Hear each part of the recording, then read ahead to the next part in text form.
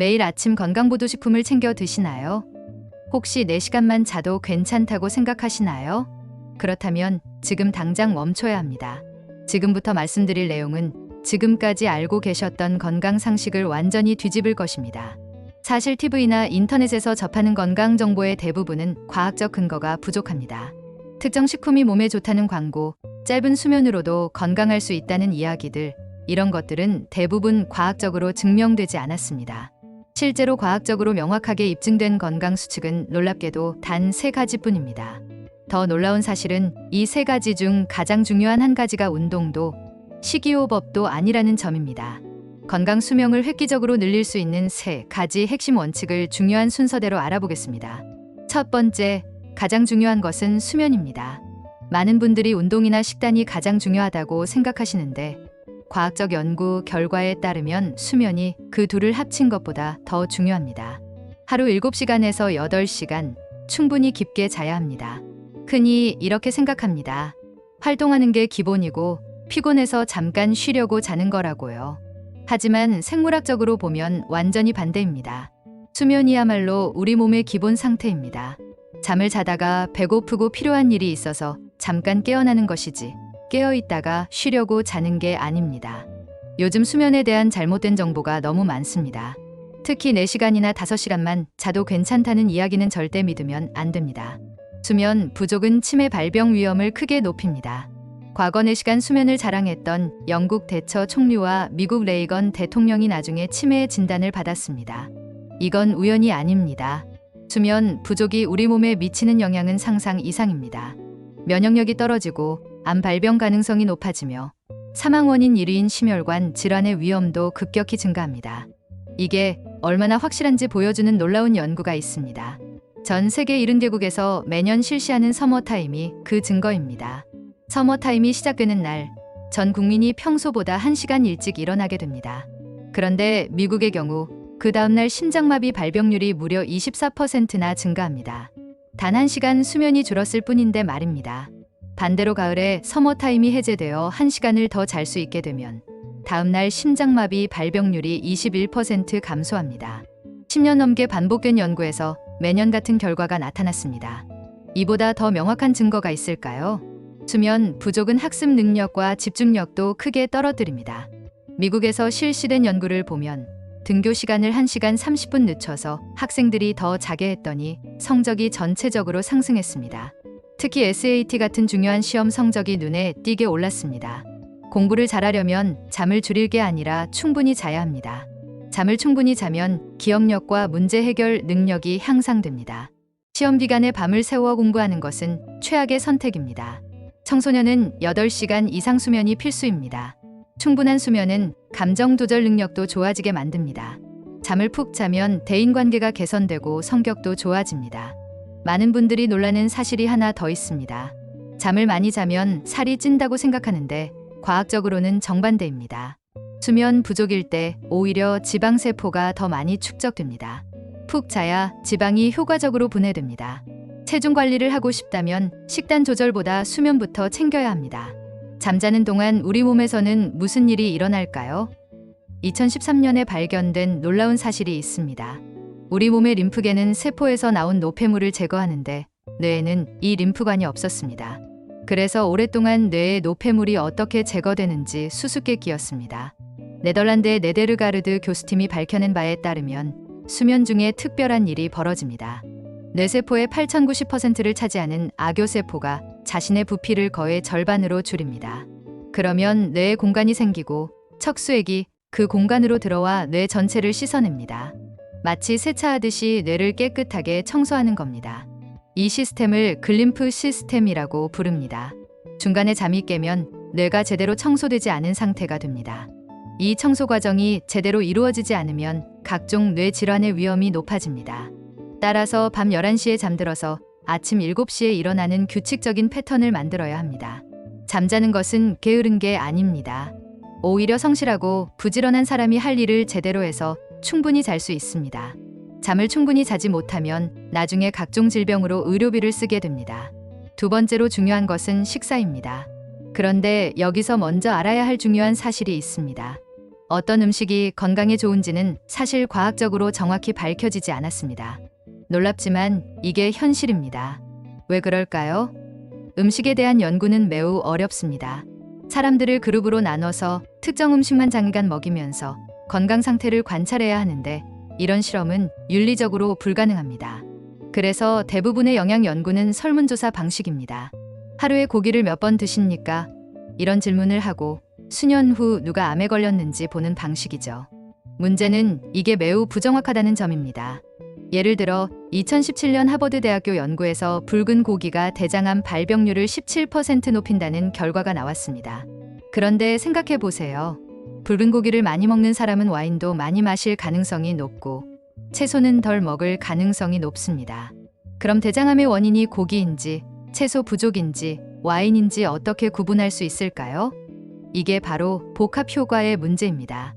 한 가지 요인만 따로 떼어내서 연구하기가 거의 불가능합니다. 담배와 폐암의 관계도 실험으로 증명할 수 없습니다. 사람들에게 일부러 담배를 피우게 할 수는 없으니까요. 하지만 담배가 해롭다고 확신하는 이유는 폐암 발병률이 1000%에서 2500% 증가하기 때문입니다. 10배에서 25배나 높아지는 겁니다. 이 정도는 확실한 상관관계라고 볼 수 있습니다. 반면 붉은 고기의 17% 증가는 통계적으로 거의 무시해도 될 수준입니다. 물론 붉은 고기를 무조건 많이 먹어도 된다는 뜻은 아닙니다. 다만 생각만큼 확실한 증거가 없다는 의미입니다. 커피가 몸에 좋다는 연구도 있고 나쁘다는 연구도 있습니다. 마늘도 마찬가지입니다. 항암 효과가 있다는 연구도 있고 장 건강에 안 좋다는 연구도 있습니다. 그래서 어떤 식품 영양학자들은 이렇게 말합니다. 우리가 먹는 모든 음식은 항암제이면서 동시에 발암물질이다. 그럼 어떻게 해야 할까요? 특정 식품의 효능에 현혹되지 말아야 합니다. 옛날부터 좋다던 음식, TV에서 좋다는 음식보다는 과학적으로 명확하게 밝혀진 것만 믿어야 합니다. 현재까지 확실하게 밝혀진 것은 이렇습니다. 액상과당, 트랜스지방, 정제설탕은 건강에 좋다는 연구를 찾을 수 없습니다. 반면 나쁘다는 연구는 수없이 많습니다. 이런 것들만 피하면 됩니다. 무엇을 먹느냐보다 더 중요한 게 있습니다. 바로 혈당 관리입니다. 식사 후 혈당이 얼마나 급격하게 올라가는지, 그리고 얼마나 빨리 정상으로 돌아오는지가 정말 중요합니다. 혈당이 급격하게 치솟으면 혈관벽에 상처가 생깁니다. 이런 일이 반복되면 혈관이 손상되고 결국 심혈관 질환으로 이어집니다. 공복 혈당도 중요하지만 식후 혈당 급등이 더 위험합니다. 그래서 식사 순서가 중요합니다. 배가 고파도 채소나 단백질을 먼저 먹고 탄수화물은 나중에 먹어야 합니다. 흰쌀밥보다는 현미가 혈당을 덜 올립니다. 이렇게 하면 같은 음식을 먹어도 혈당 급등을 막을 수 있습니다. 그 2시간에서 3시간 뒤에 혈당이 얼마나 빨리 떨어지는지도 중요합니다. 이미 인슐린 저항성이 생기면 혈당이 높게 올라갔다가 천천히 떨어집니다. 이런 상태를 당뇨 전 단계라고 하는데 몇 년 뒤 당뇨병으로 갈 확률이 매우 높습니다. 그런데 무엇을 먹느냐보다 훨씬 더 중요한 것이 있습니다. 바로 언제 먹느냐입니다. 하루 총 칼로리가 얼마인지는 별로 중요하지 않습니다. 언제 먹느냐가 핵심입니다. 우리 몸의 생체 리듬에 맞춰 식사해야 합니다. 잠자리에 들기 최소 4시간 전, 이상적으로는 6시간 전에 저녁 식사를 마쳐야 합니다. 밤 10시에 잔다면 저녁 6시에 식사를 끝내야 합니다. 보통 6시에 시작해서 7시에 끝난다면 11시에 자면 됩니다. 11시부터 7시까지 8시간 수면, 이 패턴을 지켜야 합니다. 야식은 최악입니다. 늦은 시간에 먹고 배부른 상태로 자면 깊은 잠을 잘 수 없습니다. 위장이 소화에 에너지를 써야 하기 때문입니다. 위장이 거의 비워진 공복 상태에서 잠들어야 깊은 수면이 가능합니다. 술도 문제입니다. 자기 전에 와인 한 잔, 맥주 한 잔 하시는 분들 많으시죠? 알코올은 각성제입니다. 처음에는 졸음이 올 수 있지만 새벽에 잠이 깨게 만듭니다. 술 마시고 자면 깊은 잠을 잘 수 없습니다. 술을 마셔야 한다면 저녁 7시 이전에 마시고 잠들 때는 술이 깬 상태여야 합니다. 아침은 어떻게 해야 할까요? 일어나서 바로 먹지 않는 게 좋습니다. 최소한 2시간은 공복 상태를 유지하는 게 건강에 좋습니다. 사실 아침을 거르는 것도 괜찮습니다. 역사적으로 보면 아침 식사 문화는 20세기 공장 노동자들을 위해 만들어졌습니다. 9시까지 출근해야 하는 노동자들이 빨리 먹고 나가려고 토스트, 잼, 티백이 만들어졌습니다. 아침에 일어나자마자 오렌지 주스를 마시는 것은 혈당을 급격히 올리는 위험한 행동입니다. 아침을 먹어야 한다면 계란이나 아보카도 같은 단백질과 지방을 먹는 게 낫습니다. 아니면 조금만 먹거나 아예 거르는 것도 방법입니다. 가장 이상적인 방법은 이겁니다. 저녁 6시에서 7시 사이에 식사를 마치고 다음날 점심 11시나 11시 30분에 첫 식사를 합니다. 그러면 16시간에서 17시간 동안 공복 상태가 유지됩니다. 왜 이게 중요할까요? 12시간 이상 공복 상태가 되면 세포 자가 포식이 시작됩니다. 쉽게 말해서 우리 몸이 에너지원을 확보하기 위해 자신의 세포를 분해하기 시작하는 겁니다.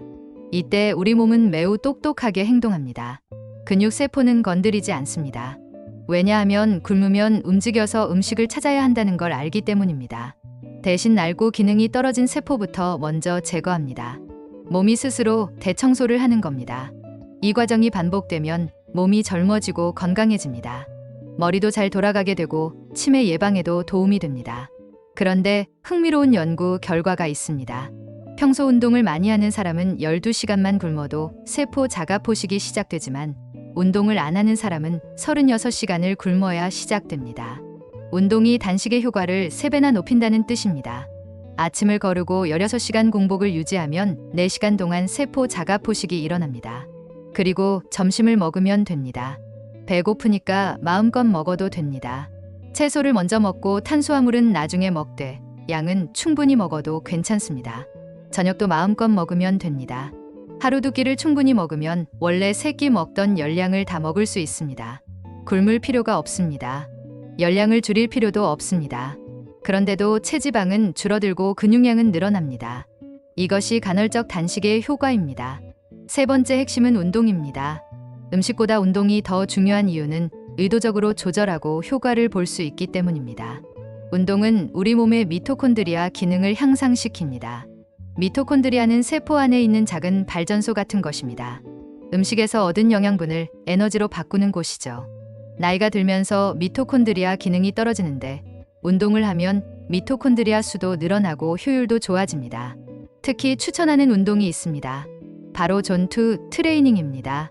존투 트레이닝은 무엇일까요? 우리가 운동할 때 사용하는 산소량과 들이마시는 산소량이 딱 맞는 강도로 하는 운동입니다. 너무 강하지도 약하지도 않은 딱 적당한 강도입니다. 쉽게 말하면 이렇습니다. 너무 힘들어서 숨이 턱턱 막히지도 않고 너무 편해서 운동이 안 되는 것 같지도 않은 딱 중간 강도입니다. 이 강도로 30분에서 40분 운동하는 겁니다. 어떻게 측정할까요? 심박수로 측정합니다. 먼저 최대 심박수를 계산해야 합니다. 계산법은 간단합니다. 220에서 나이를 빼면 됩니다. 예를 들어 50세라면 220 빼기 50은 170입니다. 이게 최대 심박수입니다. 60세라면 220 빼기 60은 160입니다. 존투 트레이닝은 이 최대 심박수의 65%에서 70%를 유지하면 됩니다. 50세라면 대략 심박수 110에서 120 사이를 유지하는 겁니다. 60세라면 104에서 112 사이입니다. 이 심박수를 유지하면서 30분에서 40분 유산소 운동을 하면 됩니다. 어떤 분들은 빨리 걷기만 해도 이 심박수가 됩니다. 운동을 좀 하시는 분들은 천천히 달리는 정도가 적당합니다. 핵심은 너무 힘들지 않은 강도로 꾸준히 하는 겁니다. 운동하면서 옆 사람과 대화할 수 있을 정도면 딱 좋습니다. 이를 위해서는 실시간으로 심박수를 보여주는 기기가 필요합니다. 스마트워치나 운동밴드를 구입하면 됩니다. 23만 원짜리 붙어 있으니 하나 준비해서 심박수를 보면서 운동하면 됩니다. 요즘은 대부분 정확하게 측정됩니다. 운동 마지막에 5분 정도는 심박수를 좀 더 올려주면 더 좋습니다. 빠르게 걷거나 좀 더 빠르게 달리면 됩니다. 이 운동을 한두 달만 꾸준히 하면 체력이 눈에 띄게 좋아집니다. 존투 트레이닝 중에는 생각도 할 수 있고 음악도 들을 수 있습니다. 너무 힘들지 않으니까요. 실내 자전거를 타도 좋고 러닝머신을 써도 좋고 밖에서 걷거나 달려도 좋습니다. 어떤 운동이든 심박수만 유지하면 됩니다. 정리하겠습니다. 건강 수명을 늘리는 3가지 핵심은 이렇습니다. 첫째, 하루 7시간에서 8시간 충분히 자야 합니다. 밤 11시에 자서 아침 7시에 일어나는 규칙적인 패턴을 만들어야 합니다. 잠자리에 들기 4시간 전에는 식사를 마쳐야 하고 술은 자기 전에 마시면 안 됩니다. 둘째, 저녁 6시에서 7시에 식사를 마치고 다음날 점심 11시에 첫 식사를 합니다. 16시간 이상의 공복 시간을 만들어야 합니다. 점심과 저녁은 마음껏 먹어도 됩니다. 단, 채소와 단백질을 먼저 먹고 탄수화물은 나중에 먹어야 합니다. 혈당을 급격히 올리는 설탕, 액상과당, 흰쌀밥은 피해야 합니다. 셋째, 심박수를 체크하면서 존2 트레이닝을 하루 30에서 40분씩 합니다. 최대 심박수의 6,570%를 유지하면서 걷거나 달리거나 자전거를 타면 됩니다. 이 세 가지만 지키면 됩니다. 특별한 건강보조식품도 비싼 운동기구도 필요 없습니다. 잠 잘 자고 제때 먹고 적당히 움직이면 됩니다. 이게 과학적으로 증명된 건강 장수의 비결입니다. 이 세 가지를 실천하면 몸도 튼튼해지고 마음도 건강해집니다. 100세까지 건강하게 살 수 있습니다. 오늘 밤부터 일찍 자고 내일 아침 식사는 거르고 점심 후에 30분 걷기부터 시작해 보시기 바랍니다.